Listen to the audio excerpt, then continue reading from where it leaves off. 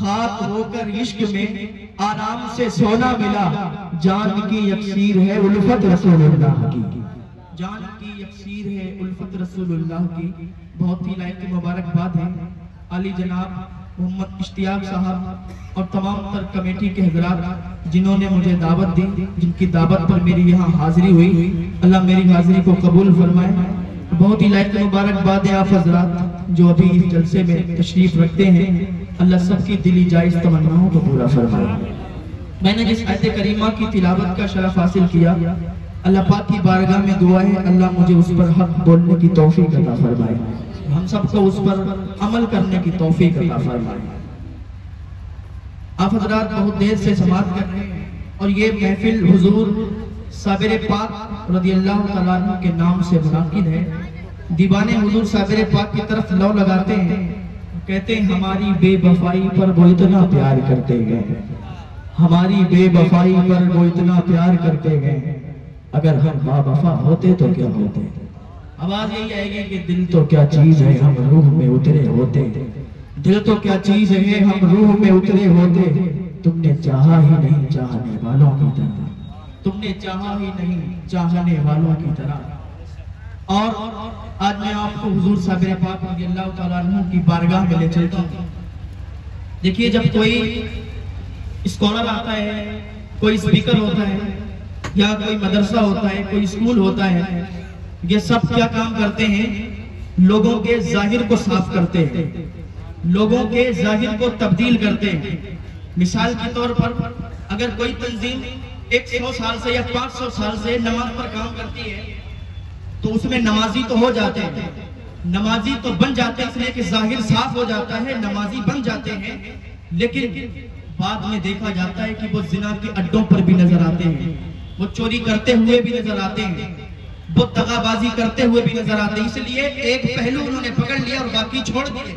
तो जो भी इंसान जो तब्दील करता है वो जाहिर को तब्दील करने की कोशिश करता है, लेकिन औलिया अल्लाह जो हुआ करते हैं वो बातिल को बदलने की कोशिश किया करते हैं। और जब बातिल बदल जाता है तो फिर मन भी साफ हो जाता है और दिल भी पाक हो जाता है।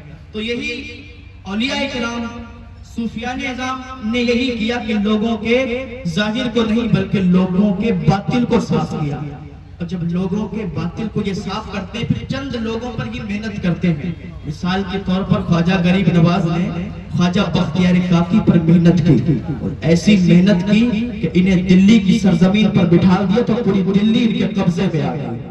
और ख्वाजा बख्तियार काकी ने बाबा फरीद पर मेहनत की, बाबा फरीद पर जब मेहनत की तो उन्हें पाक पटन बिठा दिया तो पूरा पाक पटन उनके कब्जे में आ गया। और बाबा फरीद ने साबिर कलियरी पर मेहनत की तो साबिर कलियरी को कलियर की सरजमीन पर बिठा दिया तो पूरा कलियर उनके कब्जे में आ गया। अब ये बाबा फरीद जो है साबिर पाक के मामू भी हैं और साबिर पाक इनके मुरीद भी हैं, इनके खलीफा भी हैं, इनके दामाद भी हैं। और साबिर पाक कौन है? अभी ये मुरीद नहीं हुए, मुरीद होने के लिए निकले हैं, मुरीद होने के लिए जाते हैं, लोगों से पूछते हैं लेकिन कोई पता नहीं चलता। और इनकी माँ ने इन्हें विलायत की वो मंजिल अता फरमा दी थी कि जो लोगों की नजरों की तरफ देखते थे तो ये तकदीरें बदल दिया करते थे। तो ये निकले, किसी ने बताया कि बगदाद शरीफ चले जाओ। बगदाद शरीफ के अंदर एक वली है जिसका नाम है शेख शहाबुद्दीन सोहरवर्दी। और वो ऐसा वली है कि जिसके बारे में गौसे पाक ने फरमाया कि उस जमाने में उन जैसा वली कोई पैदा ही नहीं हुआ। वो इतना बड़ा वली, तो उनकी बारगाह में चले जाओ। जब उनकी बारगाह में जाओगे वो तुम्हें मुरीद बना लेंगे। साबिर पाक उनकी बारगाह में जाते हैं, बगदाद की गलियों में ढूंढते हैं कि शेख शहाबुद्दीन सोहरवर्दी किधर है। जब शेख शहाबुद्दीन सोहरवर्दी की बारगाह में पहुंचते हैं, पहुंचने के बाद शेख शहाबुद्दीन सोहरवर्दी उन्हें बिठाते हैं और कहते हैं इनके लिए खाना लगाया जाए। वो तो वलियों की जमात वहां पर भी मौजूद होती थी क्योंकि इतना बड़ा वली, उसके दरबार में वलियों की जमात भी थी और लोग मौजूद थे। साबिर पाक के ये खलीफा, साबिर पाक के ये भांजे बाबा फरीद साबिर पाक जो इनके साबिर पाक दामाद हैं बाबा फरीद के। बाबा फरीद गए वहां पर, तो जैसे ही वहां पर पहुंचे तो दस्तरखान लगा हुआ था। बाबा फरीद दस्तरखान पर बैठ गए और सारे लोग बैठे थे। बाबा फरीद ने कहा हाथ धुलवाए जाए, तो एक कनीज आई हाथ धुलवाने के लिए। तो बाबा फरीद हाथ धोने लगे, सबने हाथ धोए, बाबा फरीद भी हाथ धोने लगे। तो बाबा फरीद की नजर उस कनीज के ऊपर पड़ गई। जब उसके ऊपर पड़ी तो बाबा फरीद उसकी तरफ देखने लगे। अब जिसकी जितनी नजर होती है वो उतना ही सोचता है, जिसकी जितनी निगाह होती है वो उतना ही सोचता है। तो बाद लोग कहने लगे कि देखो आया कितनी बड़ी बारगाह में, थोड़ा इको और कम कर दें, कि देखो आया कितनी बड़ी बारगाह में। और एक कनीज को इतने बड़े वली की बारगाह में आके कनीज को देखता है, एक कनीज की तरफ नजरें किए हुए है, कैसे शर्म नहीं आती, कैसे पता नहीं है कि बहुत बड़े वली की बारगाह है। बाबा फरीद उसकी तरफ देख रहे हैं और हाथ धुल रहे हैं। पानी इको कम कर दे मेरे भाई, पानी गिर रहा है और ये नजरे में नजरें मिलाए हुए हैं। इधर कहने लगे दो जुर्म कर रहा है ये। और बाबा फरीद का नाम फरीद नहीं था, इनका नाम मसूद था। का मसूद दो जुर्म कर रहा है, एक तो पानी बर्बाद कर रहा है, दूसरा इस लड़की को देख रहा है। अभी क्या हुआ कि खाना तैयार था, इधर पानी भी खत्म हो गया, हाथ धुल गए, खाना खाने लगे। एक से रहा नहीं गया, उसने कहा फरीद तुझे शर्म नहीं आती, तो इतनी बड़ी बारगाह में आया है, इतने बड़े बड़ी की बारगाह में आया है और उनकी कनीज को तू नजरें बिठा के देखता है, उनकी कनीज की तरफ तेरी नजरें लगी हुई है। तुझे पता नहीं है कि किसी औरत को एक नजर देखा नहीं जाता, तो उनकी बारगाह में आके उन्हीं की कनीज को ताड़ता है। बाबा फरीद को जला आया, बाबा फरीद खड़े हुए, मैं इसकी तरफ देख रहा था, मैंने देखा था इसकी नजरों में, लेकिन मेरी नजरें इसकी जांचों में नहीं जमी थी। जब मैंने इसकी तरफ देखा था तो नजरें गिर पे नहीं थी, बल्कि नजरें लोगों महफूज पर पहुंच रही थी। और मैंने देख लिया था कि इतने बड़े बली की बारगाह की कनीज, और मैंने देखा था कि इसकी तकदीर में जहन्नमी लिखा गया कि ये जहन्नमी है, ये जन्नती नहीं है। तो मैंने सोचा इतने बड़े बली की बारगाह की कनीज, और ये इतने सालों से यहाँ लोगों की खिदमत करती है, और ये जहन्नमी हो या मुझे गवारा नहीं हुआ।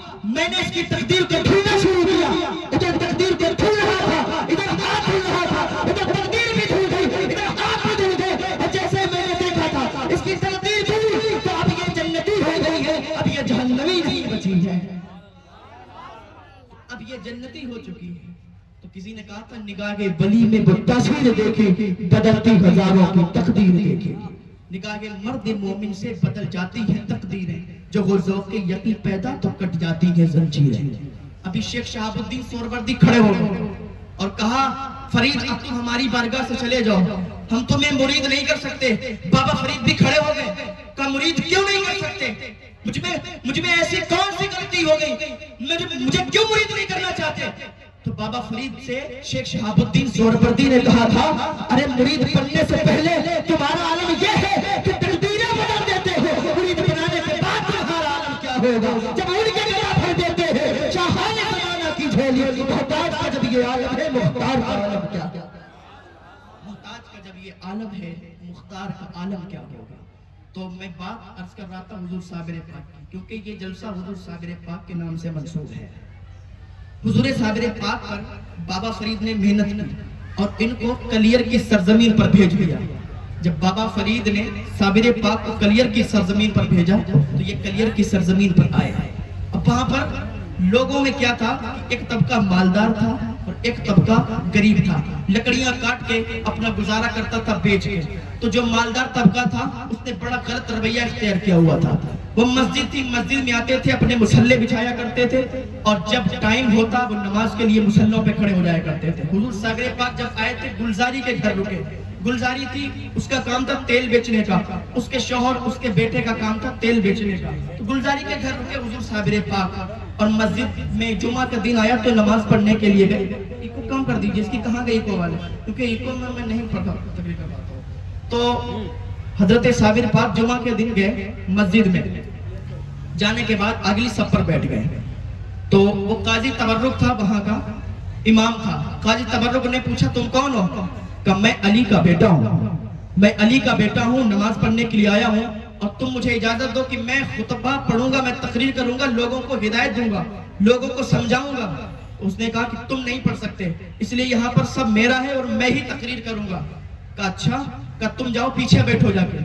हुजूर साबिर पाक को पीछे वापस कर दिया। वापस मस्जिद के बाहर कर दिया। हुजूर साबिर पाक हसरत भरी निगाहों से देखने लगे कि जुमा हो रहा था, जुमा की नमाज लोग पढ़ रहे थे, लेकिन साबिर पाक को बाहर कर दिया।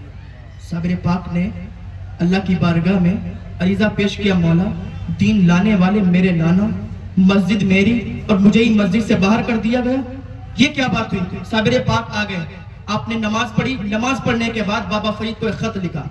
बाबा फरीद से कहा कि बाबा साहब, आपने मुझे ऐसे लोगों के दरमियान भेजा है कि जिनको मेरी कोई इज्जत ही नहीं है, मुझे मस्जिद से बाहर भेज दिया गया। तो बाबा फरीद ने खत का जवाब दिया कि साबिर तुम चिंता ना करो, तकलीफ ना करो, मैं खत को लिखता हूँ। खत लिखा और काजी तबर्रुक के नाम खत भेज दिया। खत में लिखा था कि तुम साबिर को जानते नहीं हो, तुम इसके जलाल को जानते नहीं हो, इसका जलाल बहुत सख्त है, तुम उससे पंगा मत लो, उससे लड़ाई मत लो। तो काजी तबर्रुक के पास अलीमुल्लाह अब्दाल जब खत लेके आए तो काजी तबर्रुक ने वो खत लिया और उसको फाड़ दिया। कहा कौन है बाबा फरीद और कौन है साबिर, मैं किसी को नहीं जानता, यहाँ पर सिर्फ मेरा राज है और मैं ही यहाँ पर हूँ जो कुछ हूँ। तो अलीमुल्लाह अब्दाल ने खत उठाया, उठा के साबिर पाक के पास ले गए। कहा उसने तो खत ही फाड़ दिया। कहा अच्छा, साबिर पाक का सब्र देखें। लोग कहते हैं एक बार में ही साबिर पाक ने मस्जिद जला दी। साबिर पाक का सब्र देखें। साबिर पाक ने खत और लिखा और कहा बाबा साहब, आपने जो खत लिखा था वो इसने फाड़ के फेंक दिया है। अलीमुल्लाह अब्दाल ने कहा था कि साबिर पाक ने खत भेजा, कहा उसने फाड़ दिया। अलीमुल्लाह अब्दाल फिर गए और खत कहा उसने फाड़ के फेंक दिया। तो बाबा फरीद ने फिर दोबारा खत लिखा और दोबारा खत भेजा जो उसका मुतवल्ली था, जो वहां का मुतवल्ली था, उसके पास। कहा ऐसा है, तुम साबिर को जानते नहीं हो, जब उसको जलाल आ जाएगा तो फिर कोई रोक नहीं पाएगा, और तुम उसके खत को फाड़ रहे हो, तुम उसको मत सताओ, उसको मत तकलीफ पहुंचाओ, वरना उसको जब जलाल आएगा तो कोई नहीं रोकता है। तो वो डर गया। डरने के बाद काजी तबर्रुक के पास आया, कहा देखो ये साबिर अली का बेटा है और जब इसको जलाल आएगा तो फिर कोई रोक नहीं पाएगा। ये खत बाबा फरीद ने लिखा है। तो उसने फिर फाड़ दिया। कहा कौन है बाबा फरीद, मैं नहीं जानता, जो होगा देखा जाएगा। बोले तुम डरते हो, तुम डरते हो? नहीं नहीं, ये जादूगर है। साबिर पाक कहा साबिर पाक जादूगर है? तो साबिर पाक का सब्र देखो। तीसरी मर्तबा साबिर पाक ने फिर खत लिखा और बाबा फरीद के पास पहुंचाया। अब सब्र देखो साबिर पाक का। बाबा फरीद ने फिर खत पढ़ा और तीसरी मर्तबा बाबा फरीद ने खत वापस किया और कहा साबिर ये तेरी बकरी है, कलियर तेरी बकरी है, चाहे तो इसका दूध पी, चाहे तो इसका गोश्त खा। हुजूर साबिर पाक के पास जब ये खत पहुंचा तो हुजूर साबिर पाक ने खत पढ़ा और खत रखा। अब साबिर पाक को जलजला आया, अब साबिर पाक को जलाल आया, धरती हिलने लगी, धरती कांपने लगी। वो मुतवल्ली था, वो डर गया। इधर देखिए।